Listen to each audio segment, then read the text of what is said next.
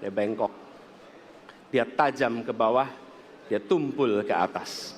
Dan kondisi ini tidak boleh didiamkan, tidak boleh dibiarkan, dan harus berubah. Karena itu kita mendorong perubahan, mengembalikan hukum menjadi tegak kepada semuanya.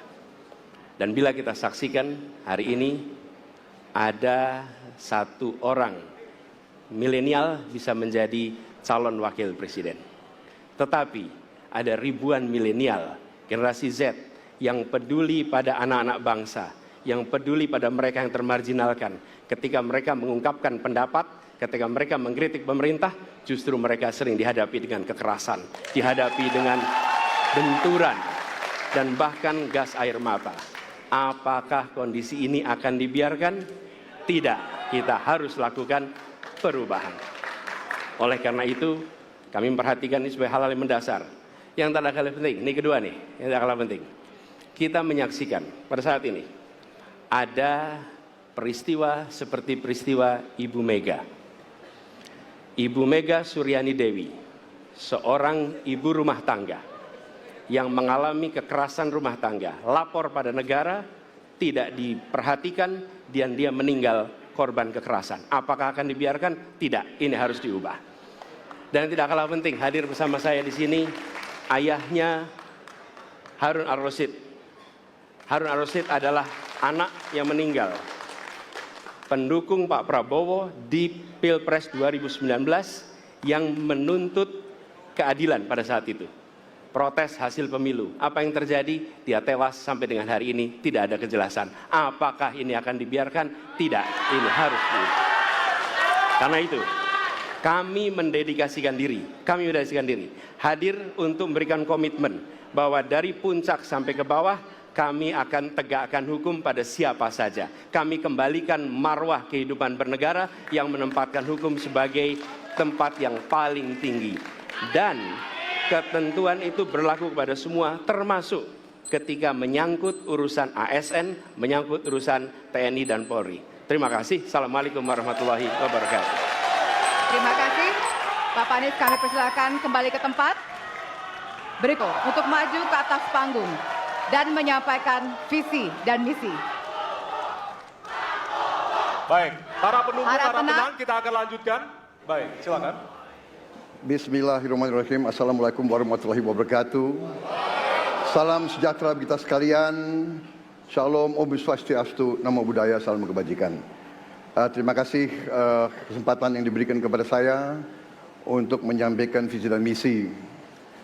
Kami menempatkan hukum, HAM, perbaikan pelayanan pemerintahan, pemberantasan korupsi, perlindungan terhadap semua kelompok di masyarakat sebagai sesuatu yang sangat penting. Karena itu dalam visi misi kita hal-hal ini ditaruh di paling atas. Kita sadar dan saya sadar sejak muda saya telah mengangkat sumpah untuk membela Pancasila dan Undang-Undang Dasar 45. Di dalam Undang-Undang Dasar 45 di situ pendiri-pendiri bangsa kita mendirikan sebuah republik. Republik itu harus didasarkan atas hukum dan kedaulatan rakyat. Itulah perjuangan saya selama ini. Dan saya pertaruhkan nyawa saya, jiwa saya untuk membela demokrasi, hukum dan HAM. Kita paham, kita mengerti masih banyak kekurangan.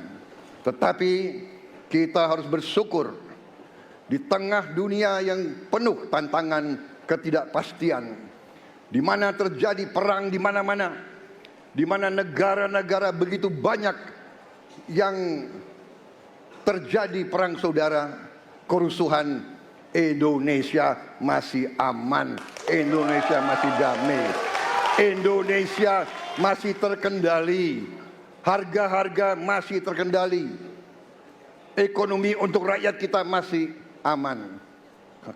Karena apa? Karena kepemimpinan. Karena apa? Karena manajemen negara yang berhasil. Saudara-saudara, Apakah di tengah 280 juta rakyat, masa tidak ada kekurangan?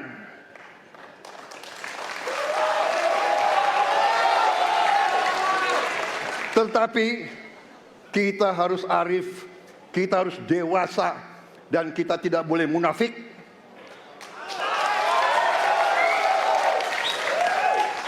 Pemimpin itu ingarso sung telodo, harus memberi contoh. Saudara-saudara sekalian, Prabowo Gibran, kita akan perbaiki yang harus diperbaiki. Kita akan tegakkan apa yang perlu ditegakkan. Dan kita bertekad memberantas korupsi sampai ke akar-akarnya. Memberantas korupsi sampai ke akar-akarnya. Saudara-saudara sekalian, saya kira demikian yang ingin saya sampaikan. Program kita baik, tujuan kita baik, keinginan kita baik. Mari kita berbuat kebaikan demi rakyat kita. Kita butuh persatuan dan kesatuan. Kita tidak perlu saling menghasut, saling mencela, saling menghina. Demi rakyat kita yang kita cintai, kita butuh kesejukan, ketenangan, kerukunan. Kita negara majemuk, kita negara ratusan kelompok etnis, berbagai agama besar. Pemimpin harus sejuk, pemimpin harus dewasa. Dimulai dari sekarang. Assalamualaikum warahmatullahi wabarakatuh.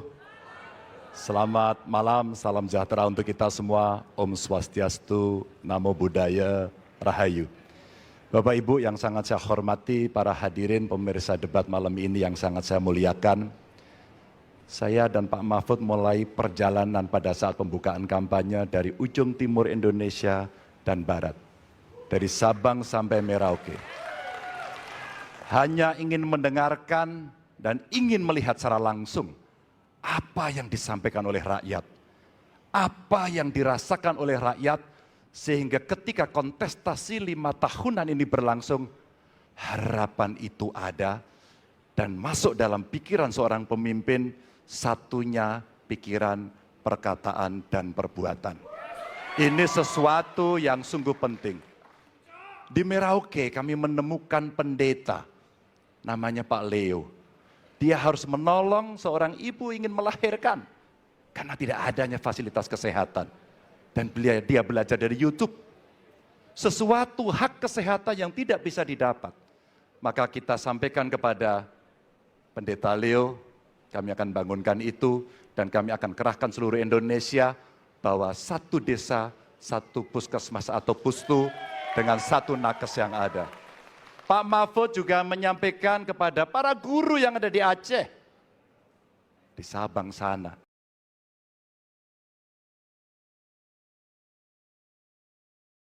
Ya, apapun pilihan Anda, pastiin beli TV-nya di Tokopedia. Pengalamannya smooth banget dan mempermudah kita pilih TV yang pas. Ada kartu garansi digital, gratis kirim pasti nyampe HP.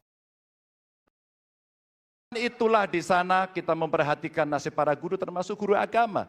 Insentif kepada mereka kita berikan agar mereka bisa mengajarkan budi pekerti yang luhur dengan moderasi agama yang ada. Bapak Ibu, cerita ini belum cukup. Saya berjalan ke NTT. Kami ketemu dengan masyarakat yang ada di sana.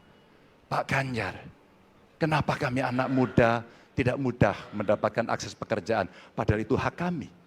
Kenapa kemudian kami mendapatkan kesulitan untuk akses internet padahal kami butuh belajar? Tidak sama dengan yang di Jawa. Catatan inilah yang mendorong pikiran kami, internet gratis untuk para siswa yang sedang bersekolah. Agar mereka punya kesamaan dengan kita semua yang ada di Jawa ini. Kami bergeser lagi, kemudian ketemu kawan-kawan penyandang disabilitas di NTB. Betapa bahagianya saya karena ketemu dengan orang yang berjuang dengan keras agar dia bisa setara dan pemerintah mesti perhatikan mereka untuk memberikan kesetaraan pada mereka itu. Tapi Bapak Ibu, saya mendengar ketika demokratisasi mesti berjalan dan demokrasi mesti kita jaga bersama, Ada Ibu Sinta yang ketika menyampaikan pendapat harus berurusan dengan aparat keamanan. Ada Melki, Ketua BEM yang kemudian ibunya harus diperiksa. Maka yang seperti ini harus usai. Dan mereka bisa mendapatkan kebaikan-kebaikan kalau governance terjadi. Maka yang ada di Kalimantan kami temukan. Masyarakat Dayak, mereka suku-suku yang ada, libatkan dong kami agar kami bisa mendapatkan akses yang sama. Semua ini bisa berjalan kalau kemudian pemerintahnya bersih. Pemerintahannya bisa akomodatif. Dan kita sikat korupsi itu tidak dengan kata-kata, dengan keseriusan. Pak Mahfud adalah mitra saya yang selama ini sebagai Menko mengeksekusi itu dengan baik. Kita akan lakukan itu, kami mohon dukungan rakyat, perintahkan kami untuk mengerjakan itu. Terima kasih.